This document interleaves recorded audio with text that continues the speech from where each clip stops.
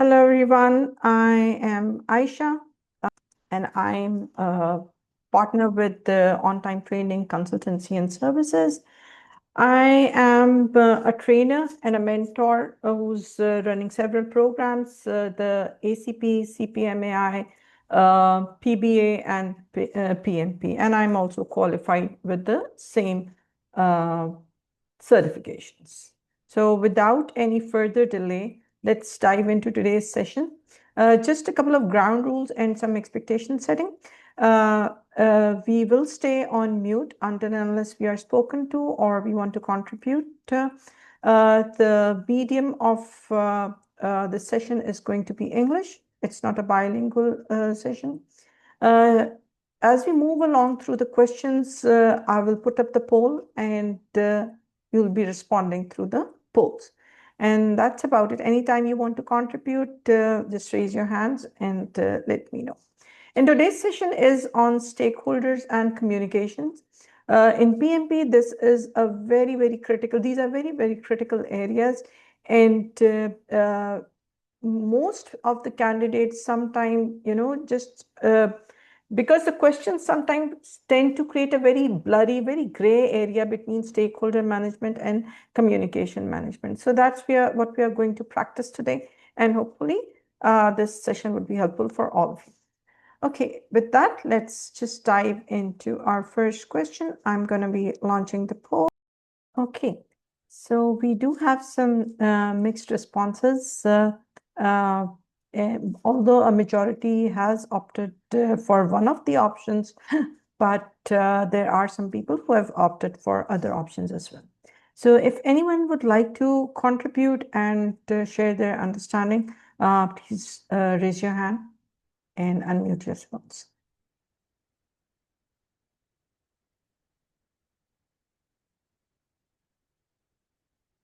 Anyone from the audience? If not, then I'll just proceed. Okay. So the question says, a multinational pharmaceutical organization launches a regulatory transformation program involving clinical operations, digital compliance systems, and regional manufacturing units across multiple countries. So this is just the background context we have. During initiation, executive responses emphasize accelerated delivery due to upcoming regulatory deadlines, right? So this is the initiation phase, we know that.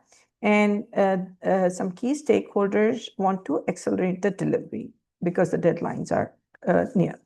However, organizational reviews from earlier strategic programs reveal that several initiatives suffered from conflicting stakeholder expectations, fragmented decision-making, and disagreement regarding success criteria, despite having technically sound execution plans, right? So we know that from our lessons learned, we have noticed that similar programs had these several issues of misunderstanding within the programs, right?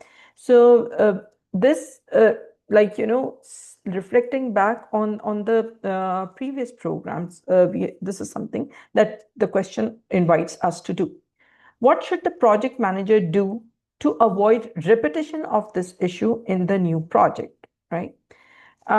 This, I believe, was was the key word over, the key phrase over here. What do they need to do to avoid repetition? And I was hoping that many of the participants would get this right, but we still have some mixed answers. So let's evaluate that. A, allow any stakeholder to join the CCB at any time in the project. B, include all stakeholders in the responsibility assignment matrix for acceptance of the deliverables. Okay. Gather all the requirements provided by every individual stakeholder and include in the work breakdown structure. Wow. Okay. D, build a common understanding among stakeholders about key deliverables described in the approved project charter. Now, just very clearly, we could see that we never add all the requirements by every individual stakeholder in the work breakdown structure. This is something completely, this is not even a possibility. Anyone who's studied anything for PMP would be aware of that, right? Uh, you include all stakeholders in the responsibility assignment matrix for acceptance of deliverables. The RACI matrices or RAMs do clarify roles and responsibilities, but they will not solve the problem of misalignment happening in this question scenario, right? So we noticed that there were some previous programs in which the misalignment had happened and there was some misunderstanding. So an RAM is not going to solve that. The third distractor over here is allowing any stakeholder to join the CCB board at any time in the project. This is something that we don't do, right? CCB is a governance structure and not just anybody can choose and join it, right? It's a very carefully curated governance body, right? So it doesn't have any unrestricted participation in it, right? So, and it would not even solve the problem of just adding everyone to the board, right? So in this case, what we need to do is we need to build a common understanding among stakeholders about key deliverables described in the approved project charter. Why? Because we learned it from the previous programs that these kind of misunderstandings arose in the previous programs, right? So we need to now be very cautious and take a very preemptive step and establish that understanding among the stakeholders, right? This is, it directly addresses the problem over here. It's a stakeholder engagement problem that we are addressing in this question. And this particular step of taking everyone on board just resolves that problem. Okay, we are now moving to question number 2. I'm going to launch the poll. Okay. Surprisingly, for this question as well, we have mixed results. 50% of the people have voted for one answer, and then there's a mix of other responses as well. But let us see. Let us see what the correct response is. Anyone from the audience who would like to share their thought process on this? I would encourage you guys to participate. Okay, a regional transportation modernization initiative involving public agencies, contractors, and environmental oversight bodies has entered a critical execution stage. Over recent reporting cycles, the project manager notices growing resistance from several municipal representatives, declining participation in governance meetings, and inconsistent support for upcoming implementation activities despite earlier approval of the engagement strategy. What is the project manager doing currently in the stakeholder management plan? Right. So there are 4 core activities that we do. We analyze, we identify, analyze, engage, and monitor our stakeholders. And this scenario is basically asking us to identify that what exactly are we doing? What stage are we at? Are we at identification stage? Are we trying to engage these stakeholders? Are we analyzing them? Or are we monitoring them? So there are, there's a keyword over here in this question, which resides over here. What is the project manager currently doing, right? What are they currently doing in this scenario? It's not like what are they going to do next or what should they have done, right? Or what did they do before this particular step, right? They're giving you a scenario and they are laying out all of the characteristics of the activity itself, and they're asking you to recognize what activity is going on, right? So the keywords over here are notices. The notices indicates that you are at a monitoring stage, right? And what is he noticing? He's noticing that the stakeholders are resistant and their participation is declining, and they are not as supportive for the upcoming project activities, right? Although they were, the project manager had been working with the engagement strategy that was earlier decided for this project, right? So although they are implementing all of that engagement strategy upon these stakeholders, it's not been working. So he's noticing that it's not working, right? So that makes it monitor, right? Anytime you notice in a given scenario that the project manager or anyone else is observing some changes, they are noticing, they are recording something, right? It means that they are doing a monitoring activity, right? And monitor stakeholder engagement is assessing different stakeholder relationships, evaluating the current levels of engagement. That is what's happening in the question, right? He's noticing different things. So he's evaluating the current levels of engagement, right? He is also observing some negative sentiments, some negative, signals coming in from this observation, right? It is not analyzed because it is not focusing anywhere on the assessment or classification, right? We are not doing any, influence or any interest assessment over here, right? They are all of the stakeholders are already known, and it's not a scenario where new stakeholders are being added, so it's not an analysis scenario, right? Engage could have been a very strong distractor, because we are conditioned to think that if something is happening now, and what is the next step that we are going to take? And this is something that we have been noticing and learning from our candidates appearing for the exam recently, that like as always, PMI would like to confuse you with the verbiage itself, right? So you really need to focus. The question asks that what is he currently doing? What's the next step that they are going to take, right? So engagement is not also an option over here. Identify your stakeholders are already identified. They're already participating in the governance activities. They're already participating in the execution and implementation activities. There's no new stakeholder discovery happening over here, right? So it only makes sense that monitor is the correct response over here.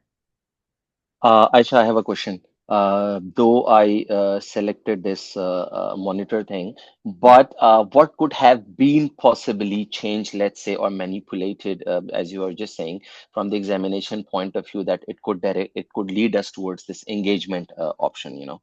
Simply one thing. What is the project manager? What is the next best step for the project manager? What is the next step they need to take from a stakeholder management plan perspective? Next step. Okay, to That's engage it. the stakeholders. Yes, yes. Because, Okay. monitoring is an ongoing thing. It's not a static process, right? You have to constantly monitor and constantly engage your projects throughout the stakeholder. These are not isolated activities, right? As far as stakeholder management goes, you continuously identify, you continuously analyze, you continuously monitor and engage all of your stakeholders. It is not a one-time initiation or planning activity, right? So that could have Nice. changed. Yeah. Okay, let us launch this one. So this was a pretty simple one. I would really love if someone could share their thoughts on it. Almost everybody got this right, with an exception of 1 to 2 cases.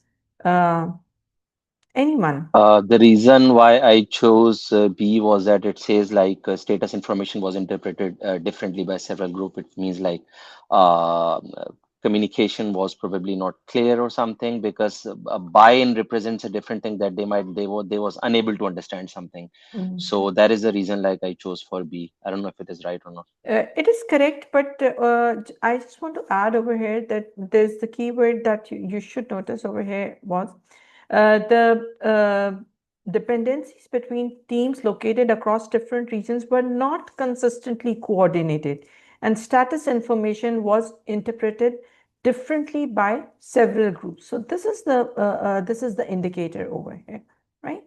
So yeah, it's and what does it points in the direction of poor team communication, right? For we know and we have been consistently studying and looking at, I don't know, countless questions that for geographically distributed uh, geographically distributed teams, you have to have a super emphasis. You have to have a very strong emphasis on communication, right? So that is what led poor team communication led to that all of that misalignment, right? And option A was a distractor because it's not like the team is not willing to contribute to the project. So we don't see that unwillingness or lack of a buy-in anywhere, right? Um, option, sorry. Option C is it's not a misunderstand, it's not a misalignment, it's not a misunderstanding of stakeholder expectations by the project manager, right? Nowhere is there any indication. It's simply saying that the communication efforts were not consistently coordinated, right? And stakeholders' expectation is set too high? No, it's not.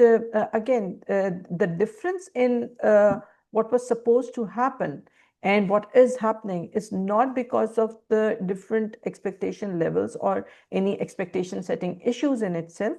It is because the efforts were not consistently coordinated and information maybe was not shared in a timely manner. We have interesting results for this poll too. Half of the people, almost half, like 40% have voted for B, and almost 60% have voted for C. In this case, anyone who would volunteer to provide their point of view? We are having a ratio of almost like Well, the reason I opted option B was that, you know, it's clearly said that what you were actually committing and what you were actually delivering seems to be different. You know, it's not aligned. That was the major reason. The reason why I did not choose any other option was nowhere it says that stakeholders were not engaged or anything, any other options. You know, it simply says that what you are committing and what you are delivering, it doesn't seem consistent. So that is the reason, like, I choose B. Once again, you know what's the best answer. Yes, B in fact is the correct answer, but because a lot of people, majority has voted for C, I'm gonna deep dive into why B is incorrect. B is correct and C is incorrect, and we'll dissect the question a bit. During execution of a highly visible enterprise transformative initiative, several department leaders began questioning the reliability of project governance decisions. So now key stakeholders are questioning the reliability of project governance decisions because earlier commitments discussed during steering committee meetings were later interpreted differently during implementation, right? So what was communicated earlier is being interpreted in a different manner during implementation, right? During steering committee meetings, maybe during planning meetings, whatever commitments were discussed as they would be implemented in a certain way. When they got to the implementation part, now there's a gap between the two. There's a difference between the two things, right?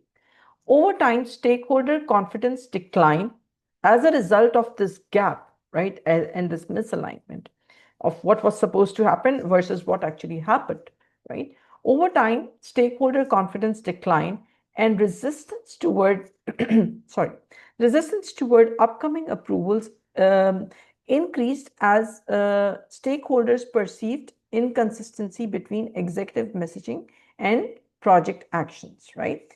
Now, what is happening as the project is progressing, that gap or that gulf of inconsistency is increasing by and by, right? And with that difference, the stakeholder dissatisfaction is also increasing, right?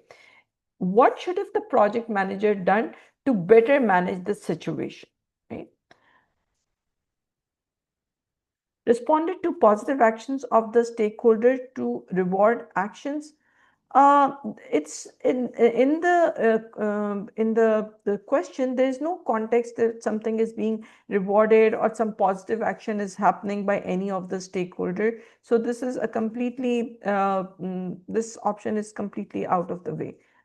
We are not going to pick this at all because there's no reward kind of thing. There's no activity happening over here that would reward some key stakeholders, right? Acted in a manner that was consistent in the use of words and actions.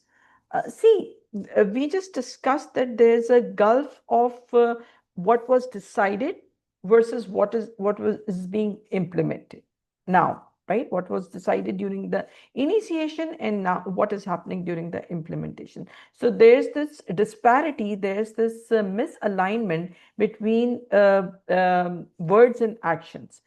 What could have the project manager done in this case? They could have prevented this misalignment by acting in a manner that was consistent in the use of words during the initiation time, and actions during the implementation time, right? So this is why this is the correct option. Engage with the stakeholders by cooperating towards mutual goals. A lot of people voted for this. Majority of the people voted for this, right? See, it's not that that people have different goals, that key stakeholders or project manager or teams or whatever, they don't have different goals. They're working on the same project, right? They agreed upon a set of work, a set of deliverables, maybe earlier on, right? So it's not a difference of objectives that we are addressing at this point, right? The goals are mutual, but what has happened? The goals that we decided were not implemented in the way that we decided they would be implemented. So that's the problem, right? It's not a problem of having different or misaligned goals, right? It's a problem of commitment versus action, right? There's a difference between that.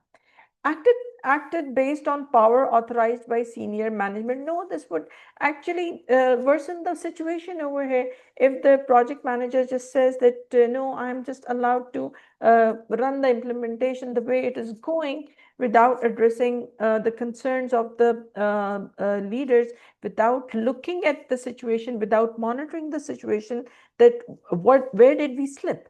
Where did what we agreed upon is not being implemented? That's just going to worsen the situation with stakeholders, right? So this is not something this is going to be a more of a force and direct kind of method where the project manager just, follows his own instinct and follows his own authority. We are not going to go by that. So in this case, acted in a manner that was consistent in use of words and actions is the correct response. Okay, this is sufficiently explained, so I'm going to move to the next question. We have question number 5. Once again, we have some very mixed results for this question, and people have voted primarily for B, but we have some responses for C and D.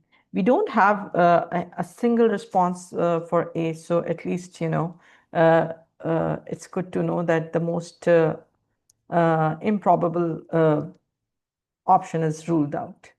Okay, so anyone who would want to contribute other than Syed? Anyone at all?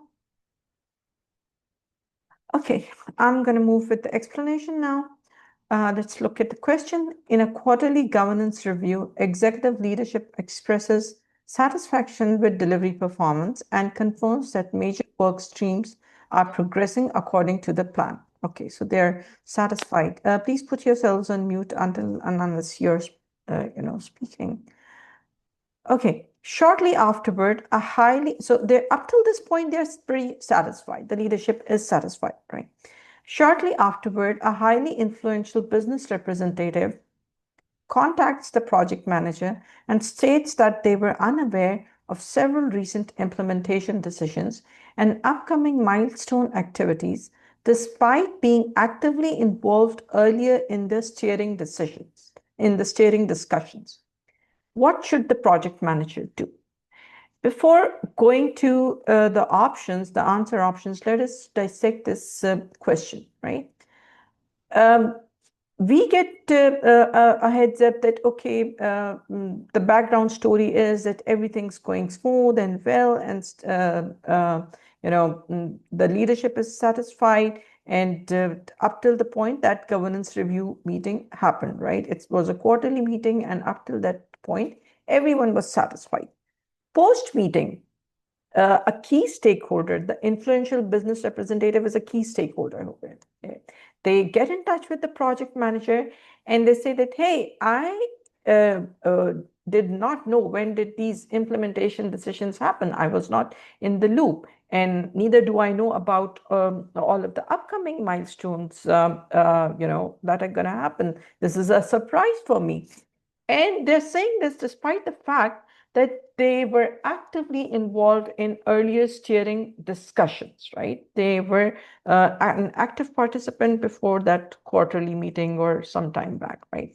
So what should the project manager do in this case, right? Ensure stakeholder is copied on weekly status emails. This is not solving their current problem.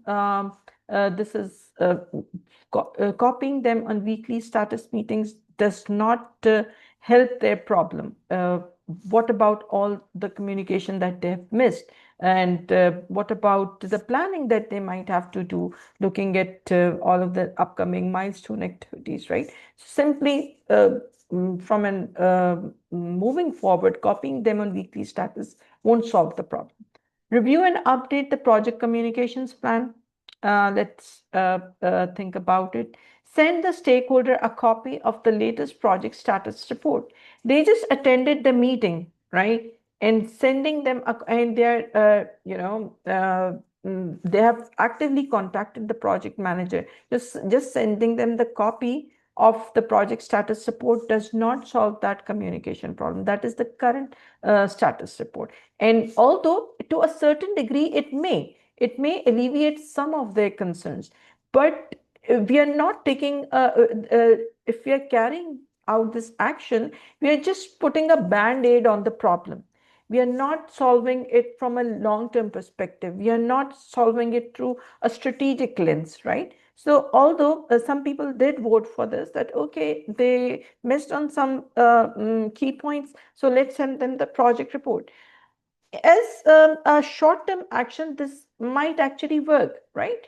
But when we are looking to, whenever we are addressing any problems, we always want to move towards the long-term strategy, right? So in this case, the long-term, the most effective strategy would be something else. It's not just sending the status report. We look at what that strategy is.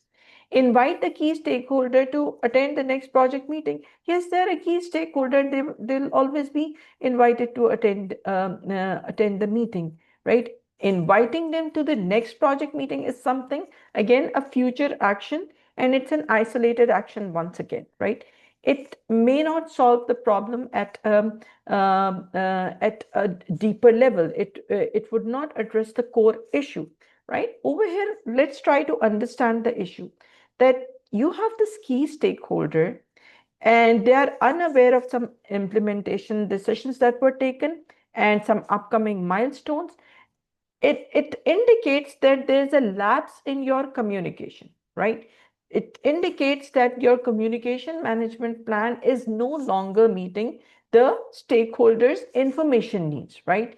They maybe need to sit down with that particular stakeholder, assess their current communication needs, plan them, manage them, and continuously monitor those communication needs. Because what do we do when we, throughout the communications management, what do?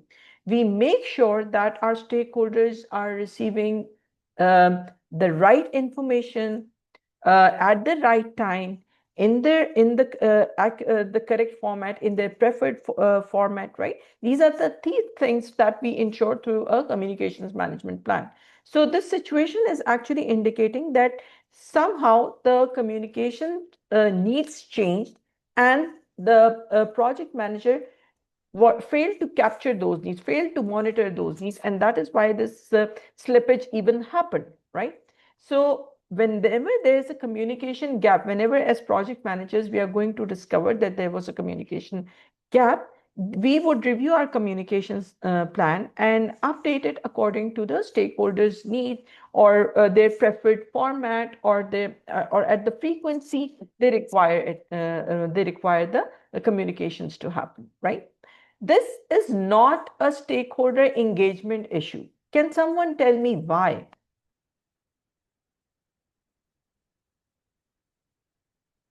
I gave a very long lecture on why it's communication. But can someone tell me that why is this not a stakeholder engagement issue? Anyone? Just wild thoughts.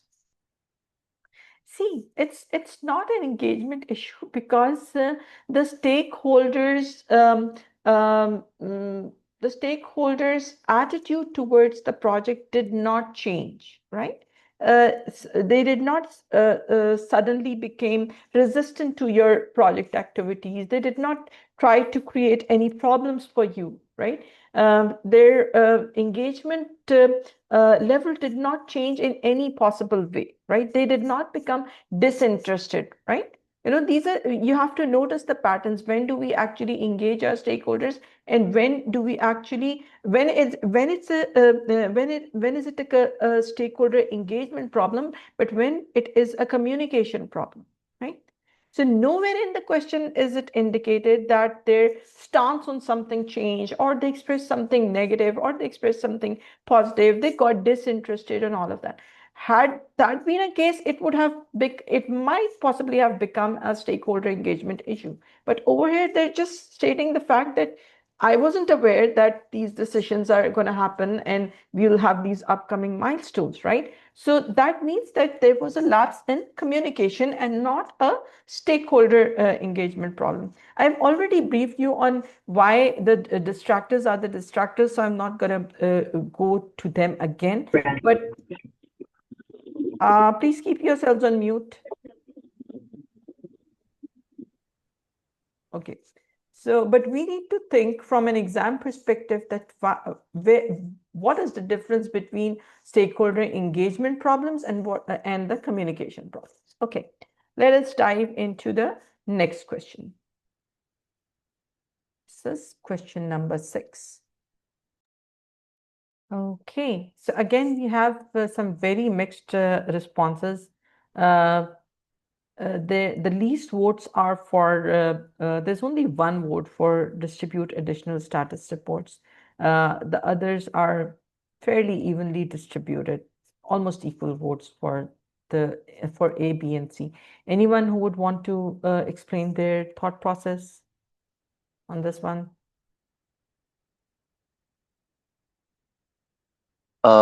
I believe that the reason why I said like is to review the stakeholder engagement plan is because like the management, they're taking a lot of time in the approval sort of thing. So probably we need to analyze that what exactly is going on, why things are happening like this. And some of the delegates, they have actually like given their let's say authorities or work to some juniors. So we again need to see like why their engagement is actually being shifted now. So you need to first analyze these things and probably then come up with a solution. That is the reason like why I chose B. Yes, that is true. That is true. Thank you for the response. We'll still be deep diving in because a lot of people gave very mixed responses. So let's look at we are first going to analyze the question and then look at the options.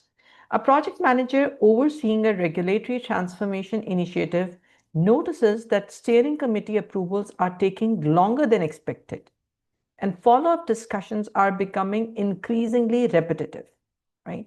So, something is not quite right during the initiation phase. The steering committee is taking longer than usual. and the discussions are continuing, they are spilling over again and again. So you notice that there's some problem right at the state.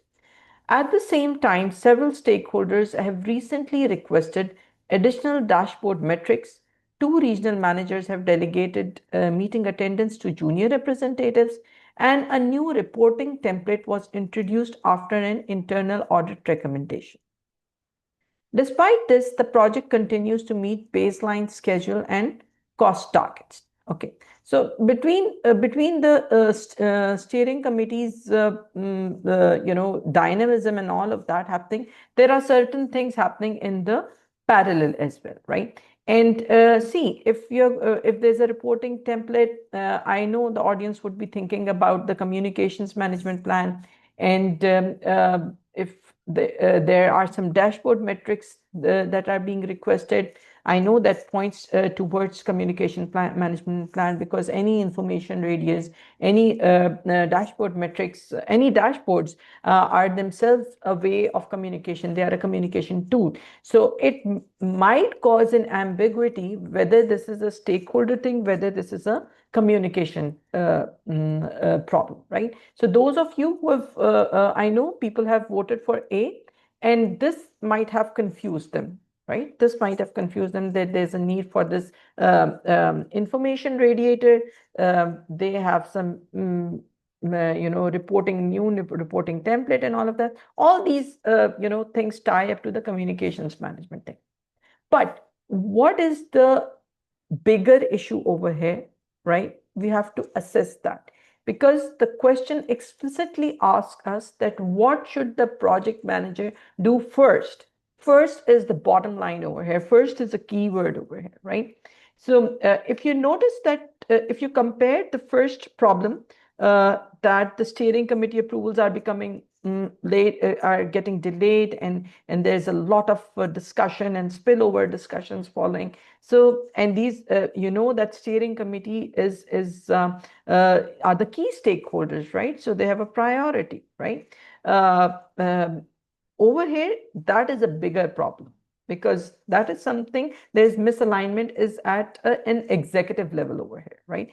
And there are certain communication problems that, okay, meetings have been delegated to junior representative, new reporting format came, and some dashboard requests came. These are usual things that are requested. Even in our day-to-day project management, we notice that someone or the other will be requesting you for some new kind of dashboard, and they would want their own reporting format. And there are, at a junior level, there's always middle management always kind of delegates juniors to, okay, go conduct the meeting and everything and all of that. So these are like day-to-day issues, and although they are I would say they're not blockers, I would say they are impediments, right?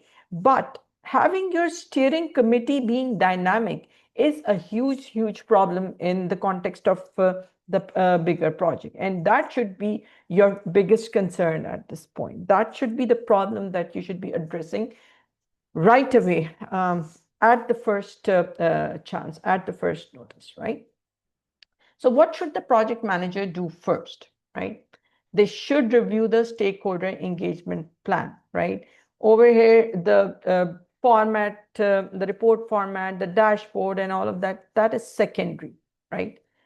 It's not that the information distribution is such that it's sabotaging the whole project, but your key stakeholders' participation and decision support is being dynamic. That is something that you need to address first, right? The stakeholder engagement plan will identify all the strategies and actions which will help you as a project manager promote more productive stakeholder involvement in your project, right? And it would make all of those steering committee meetings, all of those executive meetings more productive and more outcome and results oriented. So you need to make sure that you're making that better, right? Before coming to lower level communication issues, right?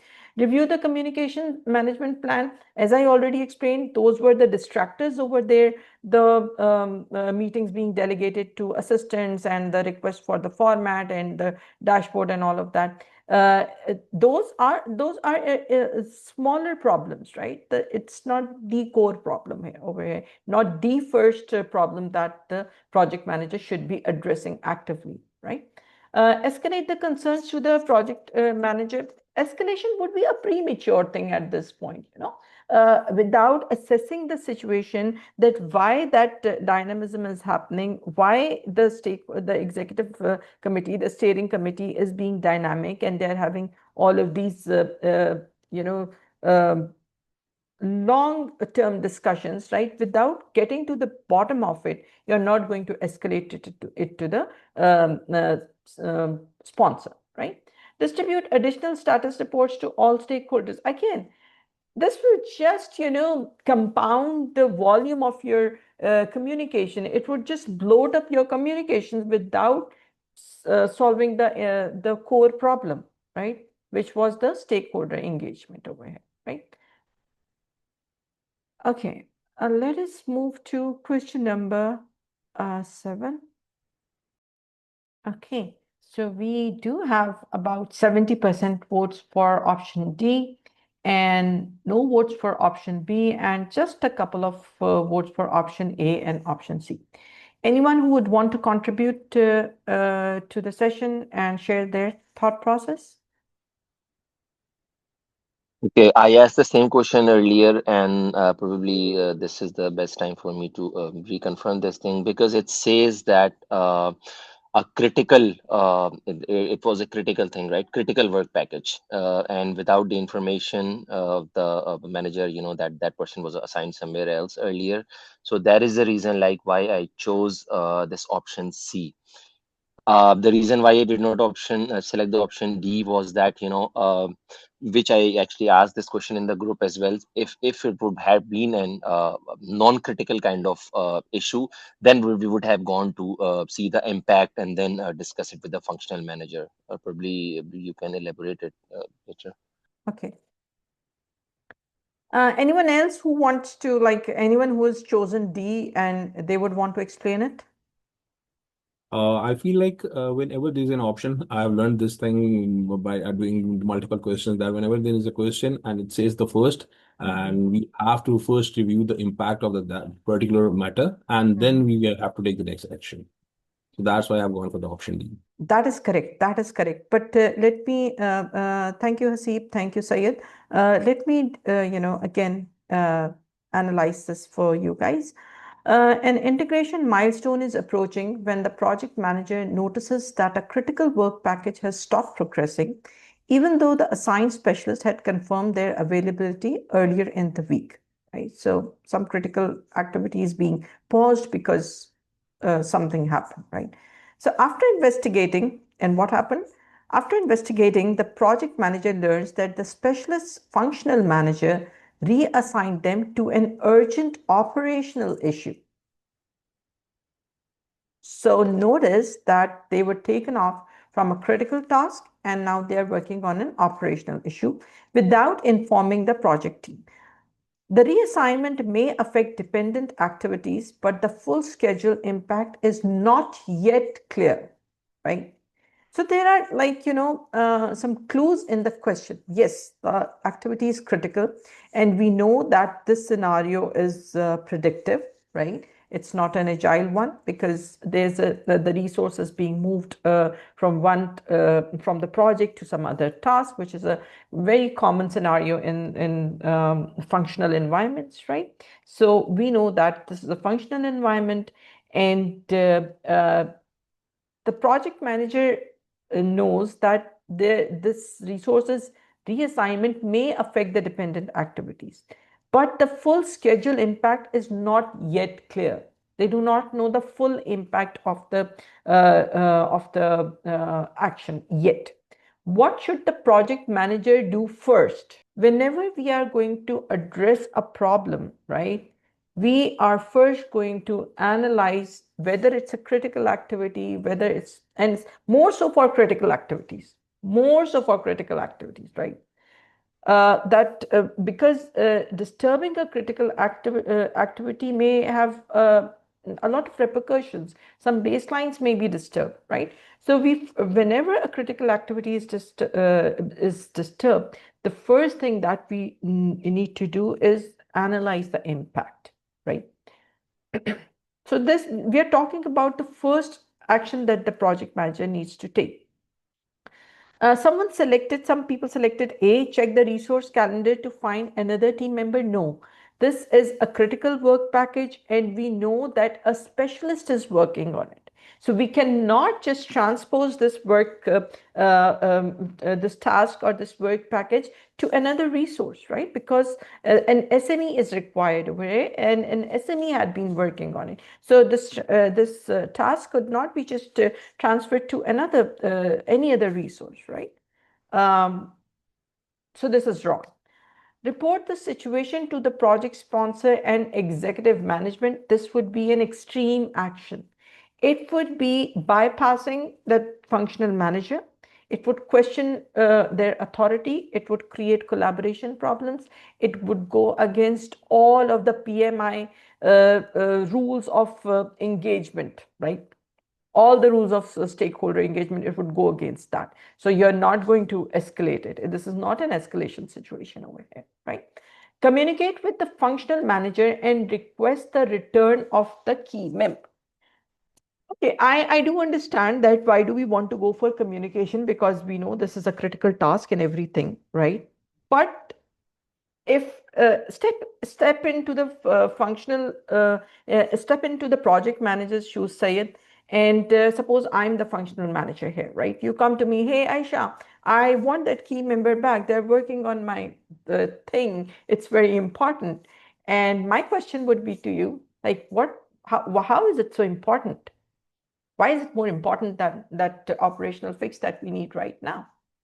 Then you have to show me some impact, right? Okay, if you don't, if you don't get this resource, right away, my schedules are going to be disturbed. The baseline is going to be disturbed. The contract terms would be violated. You have to give me the reason, right? Why should I return my resource back to you, right? Remember, this is a functional organization. So you have to be on toes more so than any time else that you want to prove the impact, right? So first, you're going to assess the impact, have your data ready, and then go talk to the functional manager. If I were the functional manager, I would be selfish and I would say, go prepare a report and then come back to me. That's what I'm going to do. And I'm not going to give you that reason. Okay. Question number 8. Let us launch a poll for this. Okay, so this is a tricky one, I know, and we have very mixed results for these. Majority have voted for A, but we have some for B, some for C, some for D. And since this is a very tricky question, this is a trick question. This was not an easy question. Anyone else besides Said would want to contribute and share their thought process?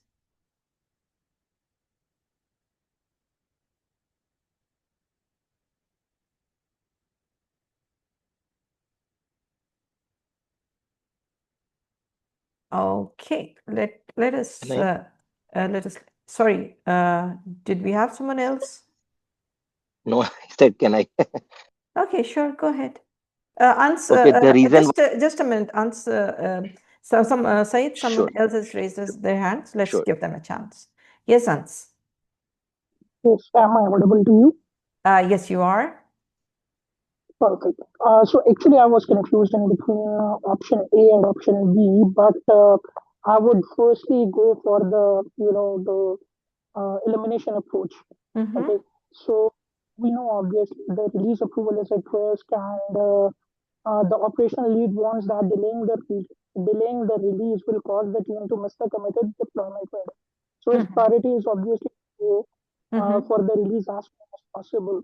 and the project manager, he determines that we can't wait for the complete review because it's going to, yeah, and we can't miss obviously the testing as well. So, by any means, it's not kind of, as per my understanding, it's not compromising situation. We can't compromise on either of the situation. Neither we can force to one situation. So I'll eliminate option C and option D. But it's like I was again confused in A and B, but I've chosen B because it needs to be kind of accommodating approach. Okay, we'll accommodate you and we'll accommodate you as well. But we need to find the mix and match, and we need to find the best solution. So as per my understanding, it was B, accommodating. Okay. Thank you for the insight, for contributing, Hans. We have someone else. Hasib. Yes, please. Yes, I will agree with Ans, and I will add a few 2 points in this thing. I have gone for the same approach, but my one thing why I have not chosen the option A is the collaborating or the problem solving technique is a time taking technique. And here, the project managers determine that the release cannot wait for the complete review because it feel like it's given the vibe that the team doesn't have much time. So for that particular reason, I have gone for the option B. That's a very strong rationale for Okay. collaboration. I want, if I can add, please. Yes, please. Yes. The reason why I chose collaboration is that, probably they both might be right on their own circumstances, that you need a proper reporting sort of thing, probably because of compliance or something. Another person could be right, and, we need to launch it ASAP. So collaboration and problem solving is a kind of win-win situation for both of them, So probably it's a kind of like middle way, like in which let's say both of them are happy. So accommodating is, if I'm not wrong, if I'm recalling it right, it's a kind of like one is it's not a win-win situation for both of them. So that is the reason like I chose collaborating. Yeah, it's a very tricky question. It is a tricky question. Yes, anyone who's voted for C and they want to, share their thought process. Anyone. And it could be a very wild thought process for it's an open discussion.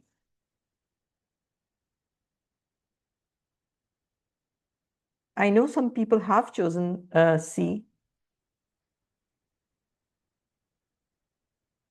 Aska, Nimra, anyone? Guys? Okay, let us see. A release approved. Before we even read the question, right? Before we even read the questions, we know that we are talking about conflict management strategies, right? And collaborating is like a win-win situation. Accommodating is like a lose-win situation, right? You accommodate someone, maybe somebody gives their share and you're just, okay, like have your way with it, right? And compromising is a lose-lose situation, right? Both people are, they will have to move away with some of the chunk. They will have to, step away from some of the pie that they want. They want to eat the entire pie, but they want to maybe just have to do away with a couple of slices, right? And forcing is simply like forcing is it's a very it's a win-lose situation, right? The person who's dictating the room is going to win and everybody else loses. So these are the different combinations: win-win, lose-win, lose-lose, and win-lose situation, right? So what is happening now? And with that context, let us see what is happening in the question now. A release approval is at risk after disagreement emerges between the compliance manager and the operations lead, right? So if something is at risk and there's a disagreement between two key stakeholders, the compliance manager insists that the full reporting package must be reviewed before approval due to recent audit sensitivity, right? That some documentation, some reporting package must be, we should review it. And because some audit concerns. Very valid concern, right? While the operation lead warns that delaying the release will cause the team to miss a committed deployment window. Now, this could have legal repercussions as well. You must have committed to a customer, to a client, right? And there might as well be some contractual violations if you don't move with this delivery, right? If you don't deliver it on time, right? So very, very tricky trade-offs over here. The project manager determines that the release cannot wait for the complete review, right? What is happening? The project manager has maybe analyzed and assessed, because the word is determined, right? So they have determined that the delivery, delaying the delivery would have far more negative consequences, right? So you see now how the situation is evolving. The project manager determines that the release cannot wait for complete review, right? The complete review will take its own sweet time, and if we do it, we will have some big negative things happen.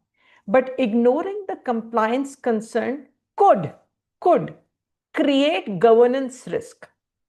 Could create governance risk, right?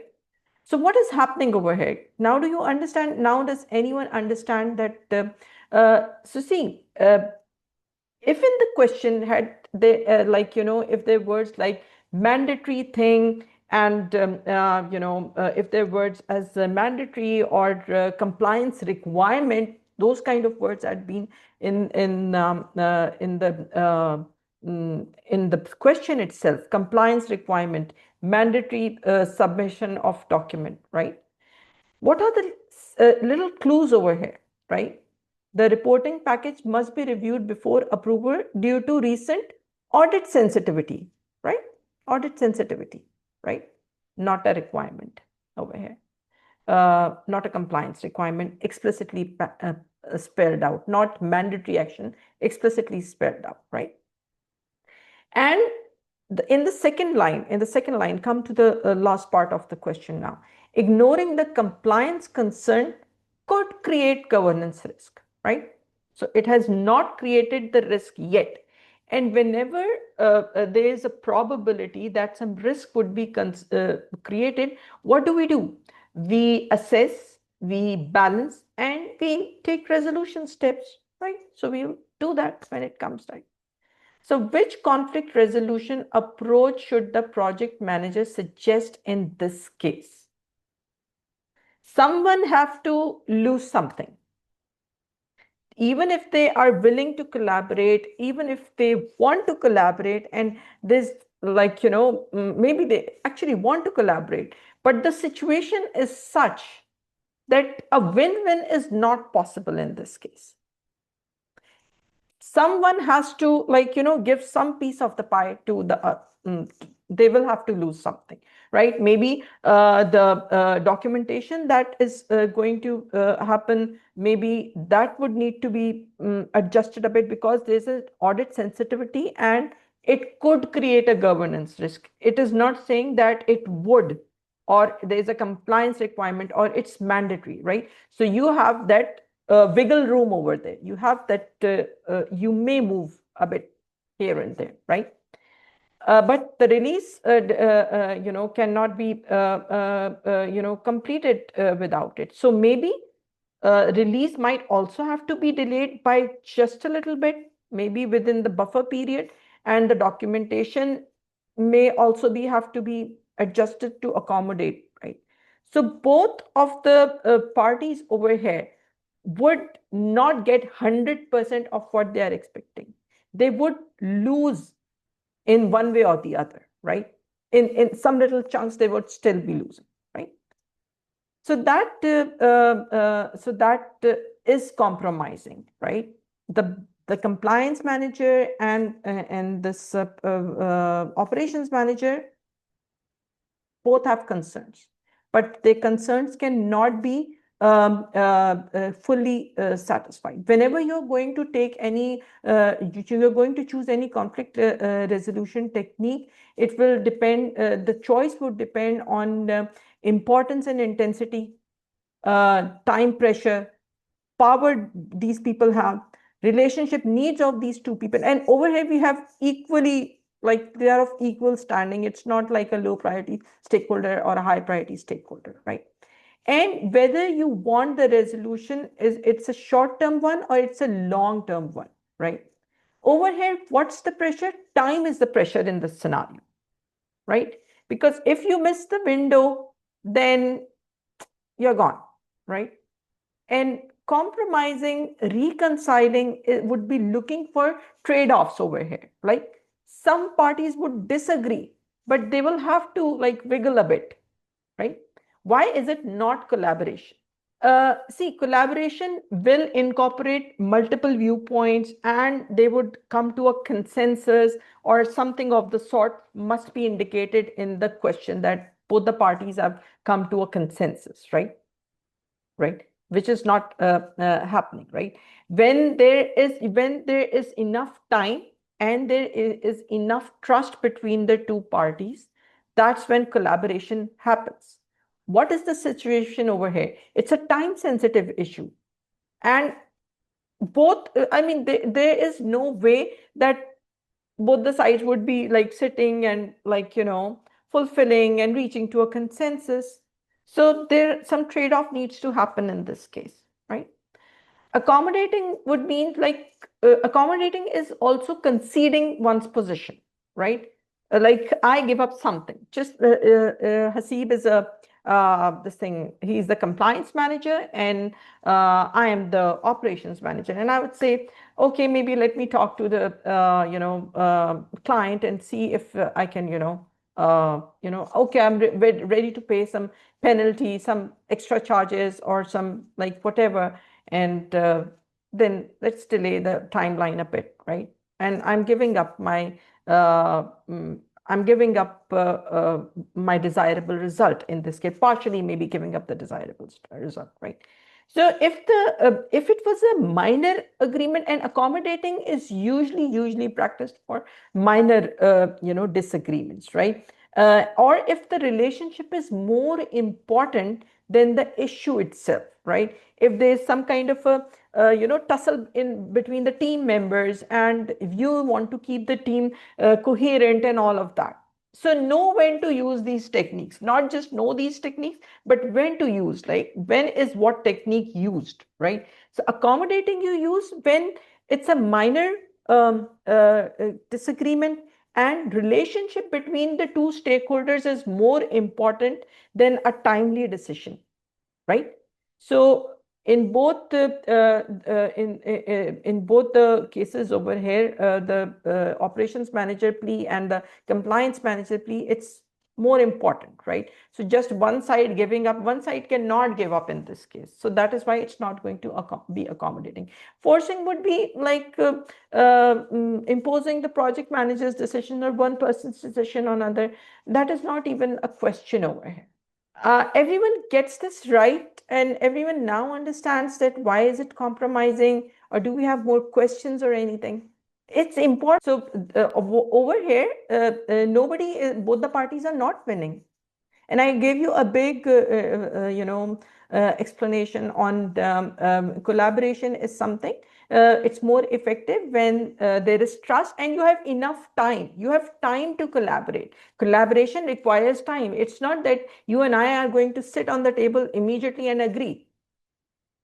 So no, like although we are considering these win-win, lose-win and all of those relationships, consider how these actions or how these techniques are implemented in the real world, in the real project, right? So we don't have time for sitting and reaching to a consensus. Maybe consensus reaching sometimes requires 2, 3, 4 sittings. Let us move to the next question. This is question number 9. So we have some mixed responses even over here. This is question number 9, and let's go to the explanation. After several implementation briefings, the project manager notices that a group of future system users continues to request clarification on rollout timing, training materials, and how the new process will affect their daily work. Their commitments are helpful for adoption planning, but the project's funding, scope approvals, and major decisions remain with the steering committee, right? So these stakeholders, they are end users, and they are requesting some items, there some clarifications, some training materials, and all of that, right? And their comments are helpful for the solutions adoption planning, but the steering committee has a higher, has a higher position as far as the project's funding, scope approvals, and major decisions remain. They remain in the steering committee's hands, right? So, what are the appropriate actions for these stakeholders? Which stakeholders? These group of future system users, right? They must be kept satisfied by ensuring their concerns and questions are addressed adequately. They require minimal management effort. They must be kept informed and updated on the project. They must be kept satisfied, actively engaged with, and consulted on the project. Anyone who wants to contribute to the response? Yes, actually, it's about obviously the stakeholder management. So, the end users, they are important stakeholders. Here, though it is clear that the steering committee is holding major, approvals, the final things, final review things, but still, uh, end users are the ones who tend to give major inputs for the projects. So, for example, being the project manager, it's like they can they can be the one who can help you out in understanding the current process flows and Mm-hmm. obviously to pinpoint the current problems what they are facing. Mm-hmm. So, as per my understanding, so they must be kept satisfied, actively engaged with, and to be consulted on the project as well.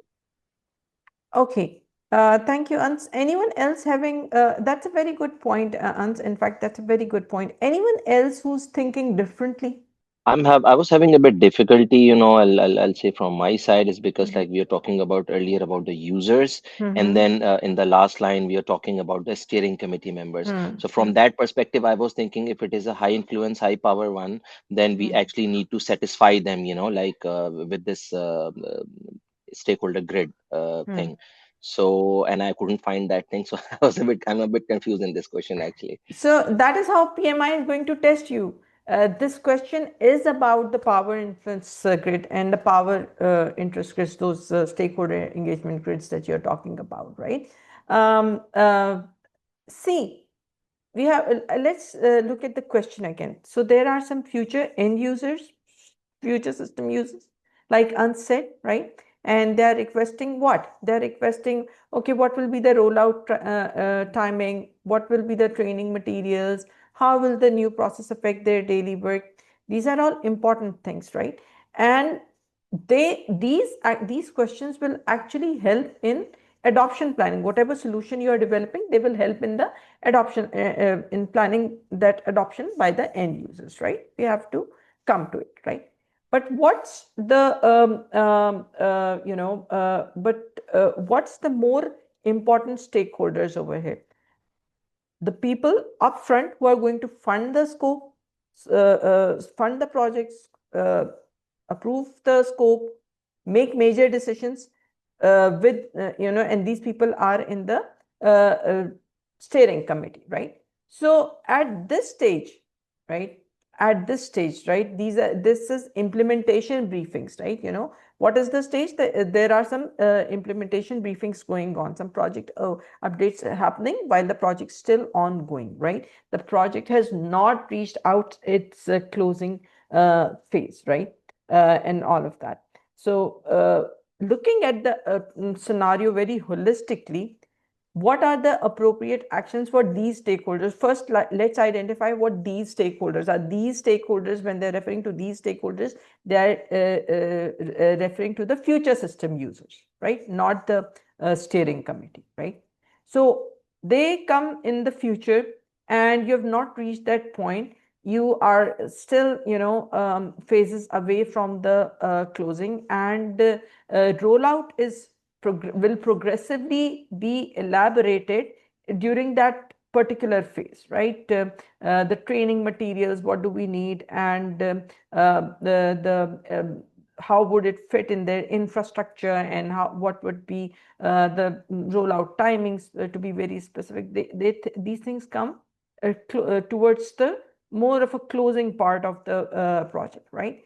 So right now, right, their comments are helpful, but who are the key stakeholders? The steering committee is the key stakeholder at this step, right? How should the project manager manage these end future users? They must be kept satisfied by ensuring their concerns and questions are addressed adequately. At this stage, if you compare the steering committee and the future system users, no, the future system users at this particular stage would not need to be actively monitored and all of that, and they require minimal effort. That is also wrong, because because we don't ignore any of our stakeholders. That is going to be the other end of the extreme, right? That is going to be the other end of the range. They must be kept informed and updated on the project. Yes, although compared to the steering committee at this point in time of the project, at this particular stage of the project, they're slightly less influencing, but that they will be the ones who will be we will be interacting towards the closing of the project. So we will keep on informing them about what we are doing, and we will keep them updated on the project, right? They must be kept satisfied, actively engaged with, and consulted on the project. This is something that you do with your key stakeholders, which is the steering committee at this point, right? Not the future end users. So that is why you just need to keep them updated and informed on the project at this particular stage, right? Whenever we are talking, whenever we talk about stakeholder engagement, you have to see that one thing we know, that stakeholder engagement is never static. It keeps on fluctuating throughout the project, and the project manager has to assess and strategize their responses, and strategize who are the ones that need to be engaged most at the beginning and in the middle and towards the closing, right? So you have to assess that stage as well, and then factor in everything together. Hope that I have just a small question, please. yes. That is completely clear that when the power is low, when interest is high, then we need to inform them. But from the question, from which line we are getting this gist of the story that we are actually talking about the end users? This is the only concern that I had in the question.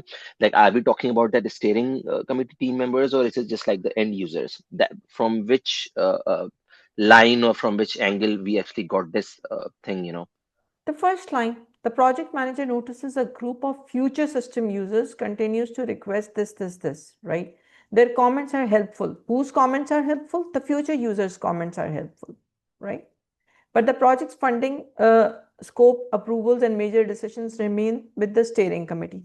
This is just, kind of a, I would say, Distractor. this is a distractor over here, because throughout the question, who are we discussing? In the first line, group of system users, their comments, whose comments are helpful? The future system users. So this is just a distractor. This is like, a side statement given to conclude. Thanks. Okay. Question number 10. We do not have a lot of time, so let us do a quick poll. Okay. Let us look at this question. Majority of the people have voted for the correct response over here as well. Let us, and there are a couple of responses for option A. Let us see where we are missing something.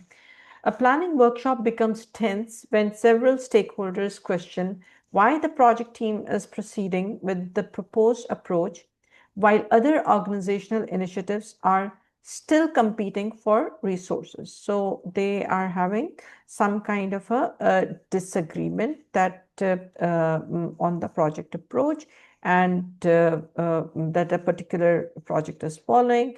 And they are saying that, okay, there are other initiatives, the other projects going on, and they are, and they are in competition with this particular project, right? So they are basically assessing the viability of this project over here, right?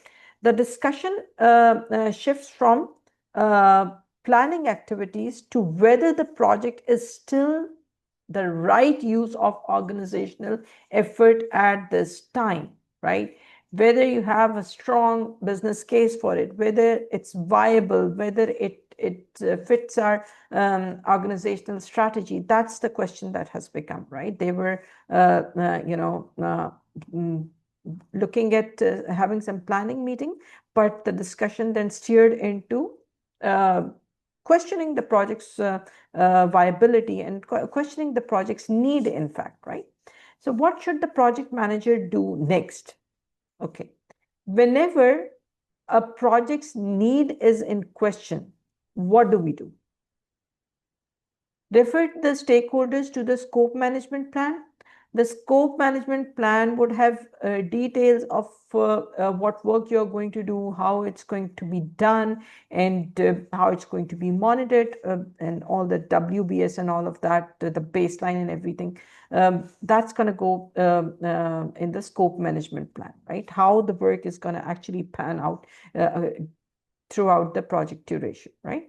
Refer the stakeholders to the project charter.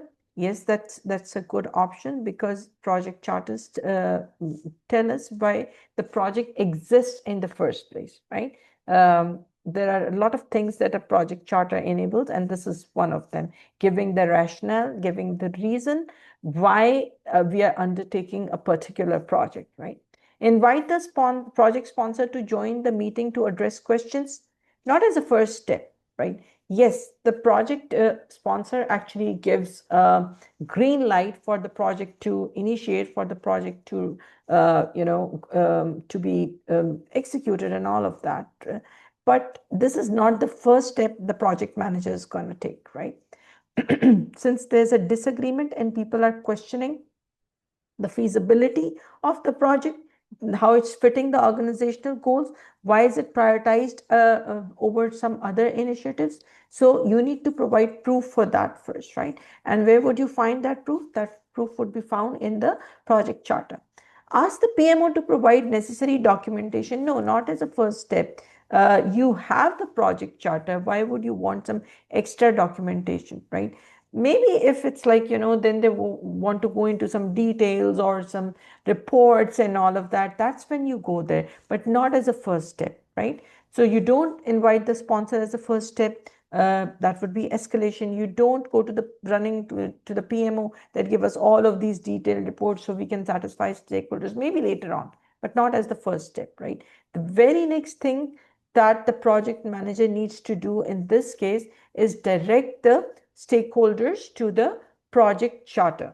We know that the project charter is high-level documentation, and it contains the project's purpose, its high-level objectives, its success criteria, key requirements, key deliverables, some pre-approved resources, some like maybe even major risk and major key stakeholders, a sponsor authority, and it authorizes the project manager to, when the sponsor signs on the project charter, the project manager is then authorized to undertake the project, right? That's when this entire journey of the project begins. Once you have a green light from the project sponsor within the project charter, right? They sign it off, right?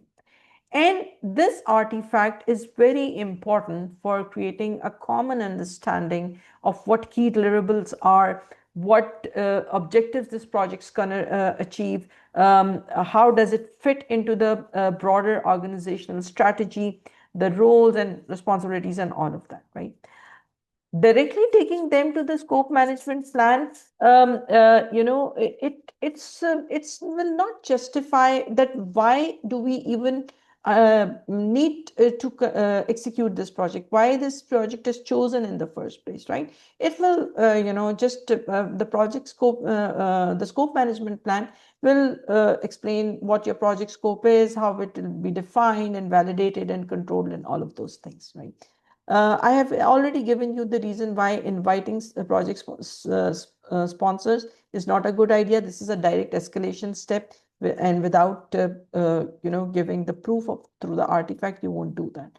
And the same reason for the PMO, that this is maybe some supplementary report, supplementary information would be required, but that comes at a later stage, not the first step.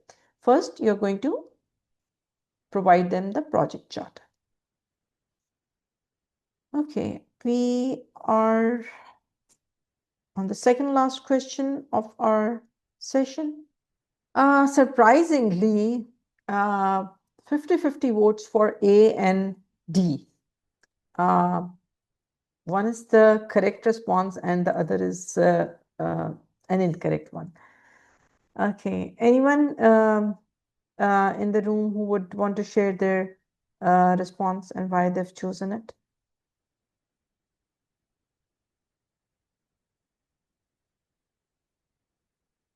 Okay.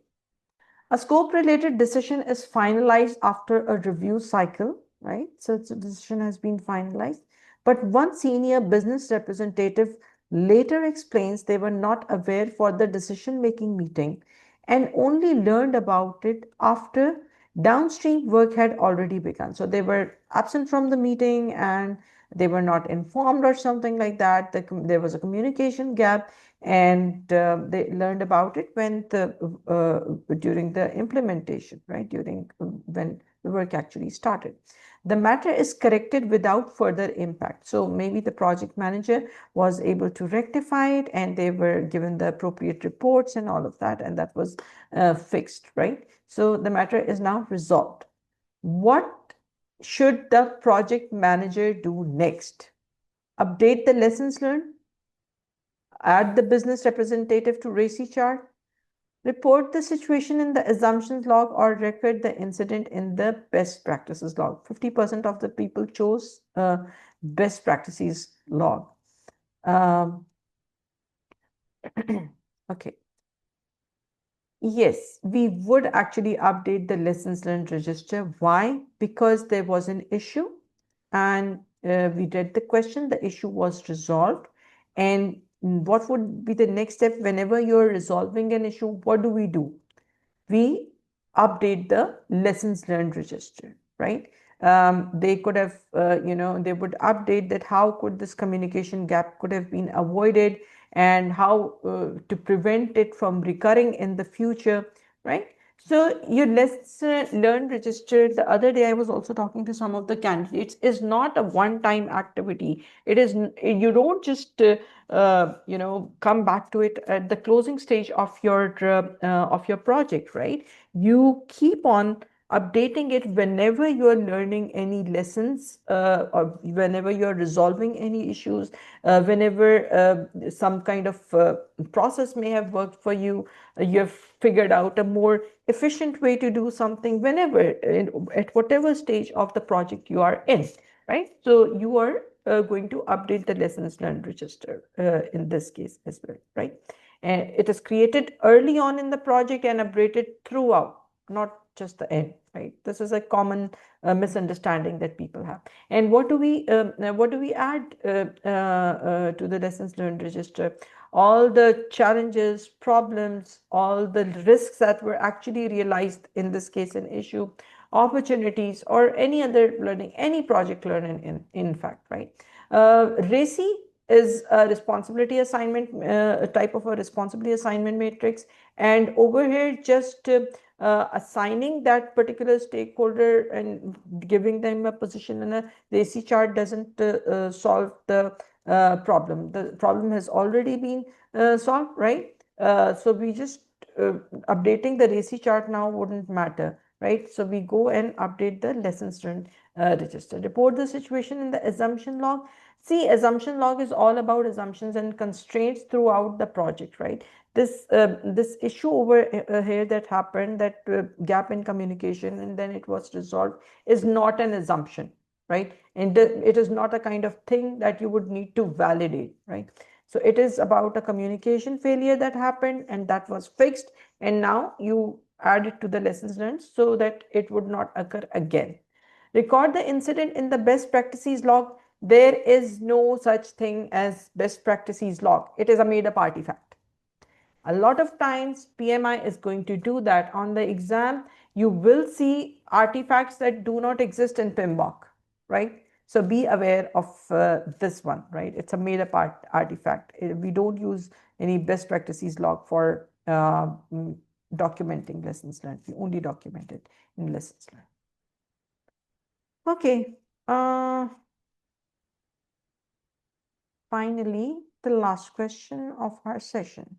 Active listening is the most voted response, and we do have some responses for other options as well.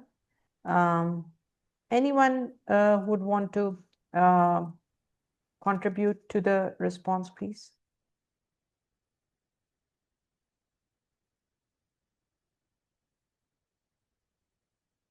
Okay. A stakeholder who had previously supported the project begins expressing concerns indirectly through other department representatives. The project manager arranges a private discussion to better understand the change in behavior. After the meeting, the stakeholder confirms that her concerns were accurately understood and agrees to participate in the next project review, right? So they had some, communication gap, and they did not come up to the project manager directly, but some other people communicated it to them. And the project manager did the right thing. They arranged for a discussion after the possible meeting or something like that to better understand what what this particular stakeholder requirement is, what they are thinking about the project. And after the meeting, this particular stakeholder confirms that her concerns have been addressed, right? And they are not addressed, but they are understood. And they are willing to now participate in the upcoming session. So what interpersonal skill is the project manager demonstrating in this case? They are demonstrating active listening, because they noticed that some people were talking that a particular stakeholder was dissatisfied. They approached that stakeholder, they listened to their concerns, and they were successful at establishing a collaborative relationship with them. Why? Because in the question it is indicated that that particular stakeholder is now willing to attend the next review meeting, right? So this is something, this is the interpersonal skill. Active listening is trying to understand other people's situation, and through reading their body language, through trying to actively understand their concerns, and it is a strategy that improves communication and knowledge sharing. Passive listening means just listening to the information without giving it a thought, right? Without trying to actually understand what the other person wants, or what the other person is thinking about, what their sentiment is, right? That's just passive listening. It's not a cultural awareness issue, because nowhere does it say that they are from another geographical location or they come from another background. So no such thing is happening. So it's not a cultural awareness issue. There is no power play involved over here, although they this particular stakeholder, they did communicate something to other representatives, but it's not, we don't see any power tussle happening over here. We don't see a fight for any influence. That kind of a situation is not happening over here. So it's not a political awareness issue as well. So active listening is the way to go, is what the project manager did in this case. And with that, we come to the end of our last session. I hope this session was informative for you, and it clarified some points. I know it was a bit nuanced, but I hope that helps. And yeah, that's about it. I know some people have individual queries. I have acknowledged them, and I will be sharing the response offline. Moreover, we publish all of these marathons in our YouTube channel. So I'll be posting the details on LinkedIn, within our different groups about our YouTube link, and you can go watch the previous sessions and the current one in this as well. Have a good day and all the best for your exams. We'll keep coming on every Saturday until the exam format change happens. Yeah, bye-bye.